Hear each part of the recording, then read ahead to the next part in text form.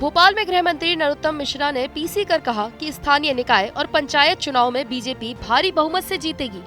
प्रदेश में जब कांग्रेस की स्थिति ही खराब हो तो तीसरे मोर्चे के जीतने का तो सवाल ही नहीं है। नरोत्तम मिश्रा ने कहा कि अरविंद केजरीवाल का मध्य प्रदेश में स्वागत है, लेकिन यहाँ तीसरे दल की कोई गुंजाइश नहीं है। आम आदमी पार्टी को कोई भ्रम है तो ये जल्द ही टूट जाएगा।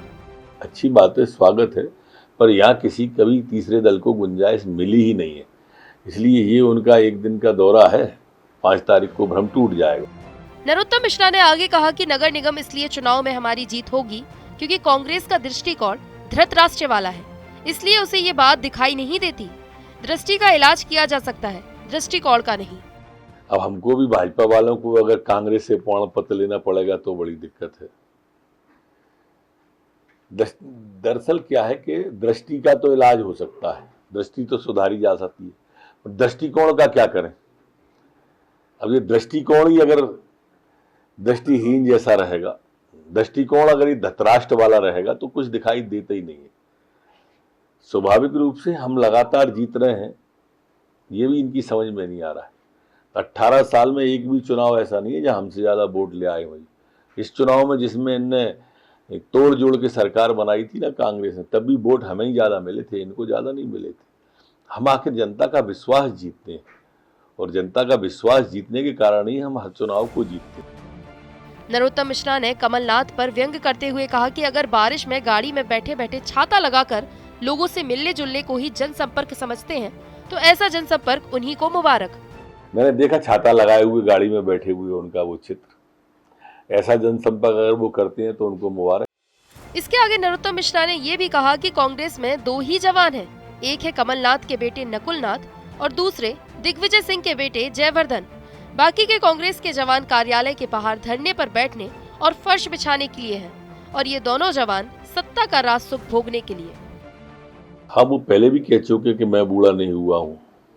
2 ही जवान हैं वहाँ, कमलनाथ जी या दिग्विजय सिंह जी, और इसके बाद अगर कोई जवान है तो नकुलनाथ जी और जयवर्धन जी।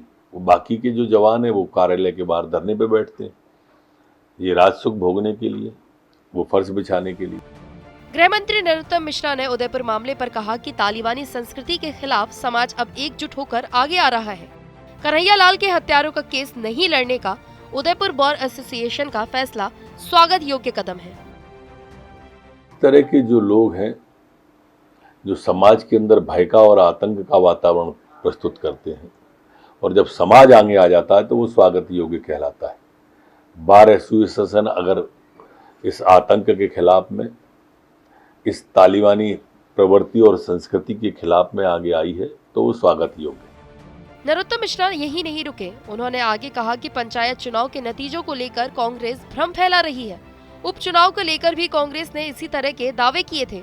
जो हश्र वहां हुआ था वही हश्र यहाँ होने वाला है। अब हमको भी भाजपा वालों को अगर कांग्रेस से प्रमाण पत्र लेना पड़ेगा तो बड़ी दिक्कत है।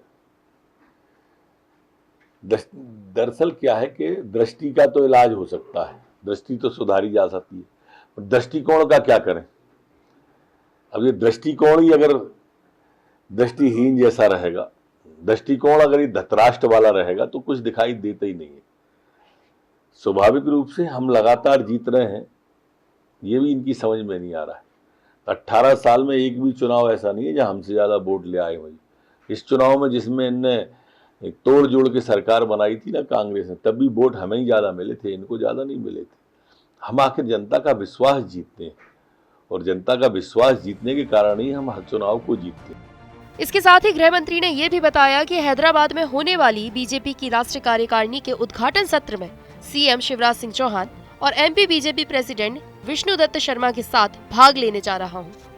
राष्ट्रीय कार्यकारिणी में हम माननीय मुख्यमंत्री जी के साथ में प्रदेश अध्यक्ष जी, हम सब लोग जाने वाले हैं और उसके बाद में कार्य समिति में उद्घाटन सत्र में भाग लेंगे।